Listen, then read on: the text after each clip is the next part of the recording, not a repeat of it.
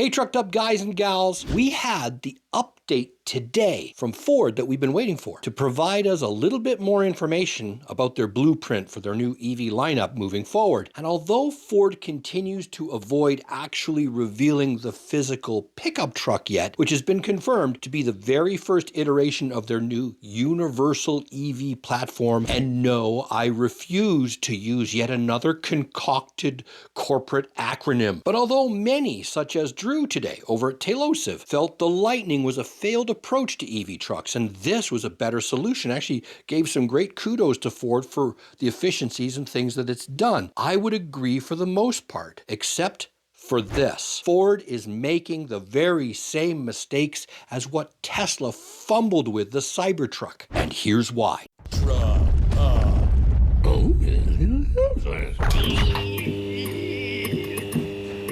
It's true. Ford's universal EV platform is a very refreshing departure in that although very late to the party, Ford, the Blue Oval is finally starting to recognize that it needs to revisit the automobile entirely from a clean slate perspective. No, that wasn't a plug for Slate. If it ever hopes to produce a product that will compete with the likes of Tesla and all that is rolling out of the hundreds of automakers in Asia, particularly in China. But here's the thing. Poaching the engineering Techbros from Tesla and putting them in charge of a largely US pickup truck company, namely Tesla engineering director and 12-year veteran Alan Clark, along with his overseer, former Tesla and Apple top techie Doug Field, that'll lead you directly to a tech bro product. And that is exactly what we now have. Is that bad? Depends on what you want. And not only that, almost every revolutionary architectural change is just stolen from the Tesla recycle bin. And why would I be negative about a dramatic decrease in weight, a huge leap in efficiency, vastly improved aerodynamics, and brilliant cost reductions that will provide America with a $30,000 EV truck? First, we need to start out with what truck folk cite as their top 10 items they require to even consider ever owning an EV truck versus their current internal combustion pickup, because that is the holy grail. That is what the EV market has to contest with if we are going to overcome the last bastion holdout for EV adoption in North America, and that is the North American pickup truck. So we have to listen to what they want. Here they are, in no particular order,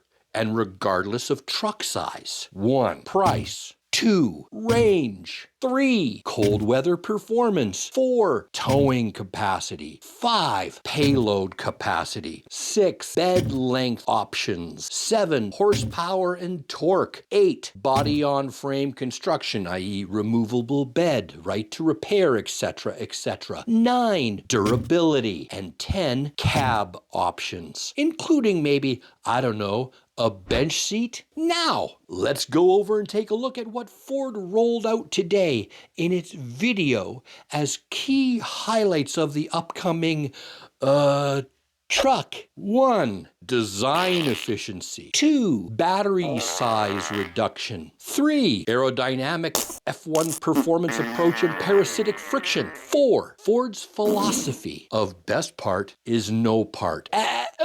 No. No.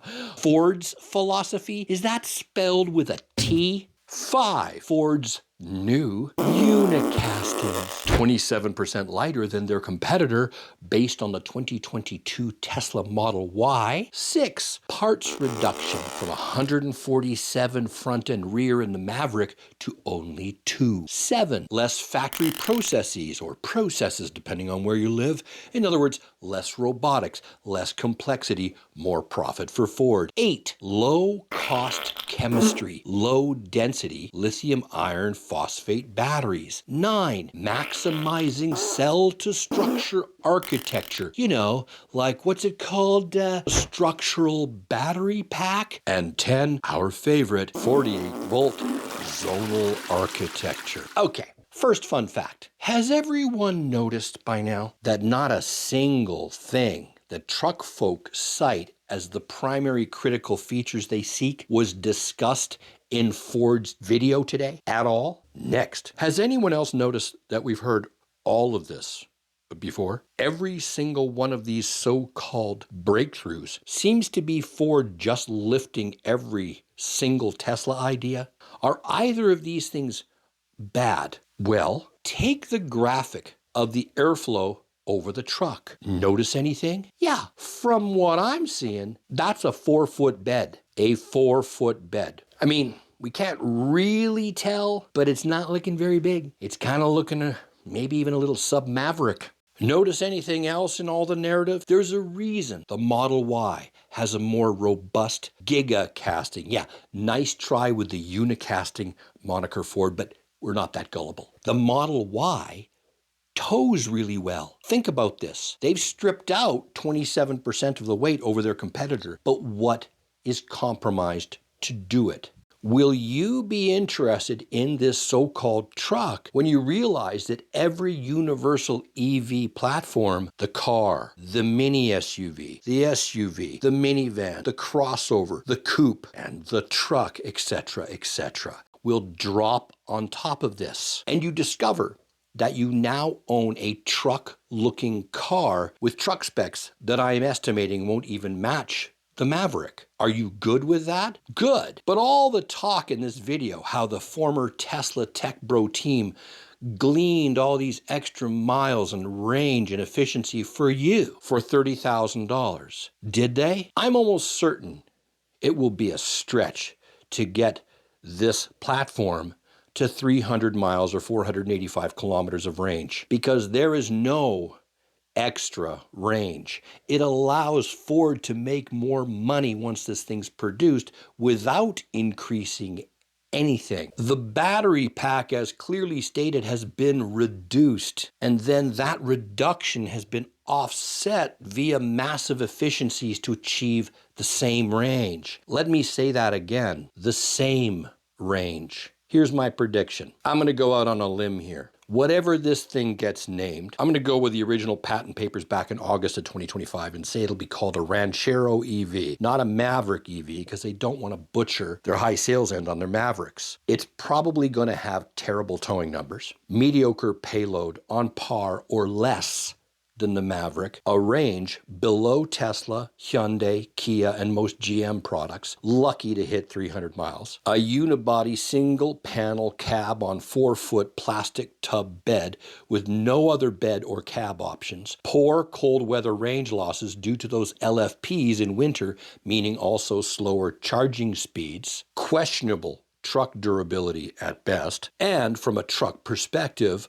lousy horsepower and torque. So although I agree with my colleagues out there that all of these changes are good and healthy and smart for the industry, for Ford finally making some coin off of EVs, we yet again see a group of engineers steeped in Silicon Valley doctrine missing the boat entirely. This is what crippled the Cybertruck sales almost to the letter. And this is why Ford will get slaughtered when the Asian protectionist walls finally come tumbling down in the United States, unless they've got some other ace up their sleeves, because this isn't going to be the truck of the future. Because as Asia has already proved domestically, a tiny, compact EV truck doesn't mean being a useless one. Look at Tello. Compact as shit. I mean, I've seen bigger airport luggage. And yet it is insanely capable,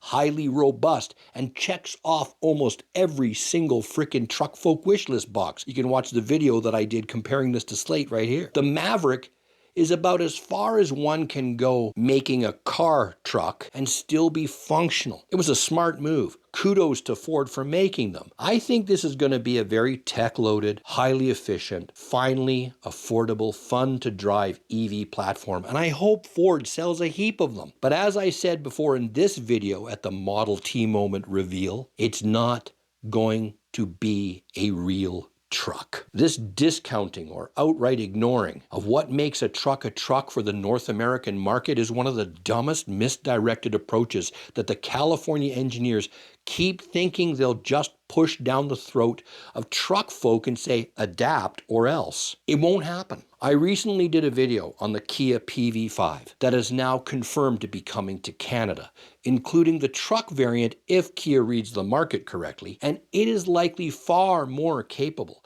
as a utility truck than this thing will ever be. And it has a drop-down 8-foot bed option, while the whole aft portion of the platform is ingeniously interchangeable and interlockable. So rather than this top hat flop on top of the platform approach, it is the epitome of what truck folk want, any kind of bed or cab configuration they can come up with. If you want a fun, peppy, efficient, cool little car truck without having to go completely bare bones like the Slate for about the same price, then you found your match. But if you're nostalgic for the days of truly capable small trucks like the old T100, Chevy S10s, Rangers, and VWs, I suggest waiting for the Tello, or for Kia, or Hyundai, or BYD, or a host of Asian competitors to navigate the tariff swamp and make their way to your driveway. Hey, I want to hear your take on this. Is emulating Tesla and going all in on efficiency and tech and weight reduction and battery changes versus the traditional pickup truck approach the right way to go? Or do we need a happy medium? Does price matter more now than anything at this point for the EV truck segment? Let me know in the comments below. As always, thanks for watching.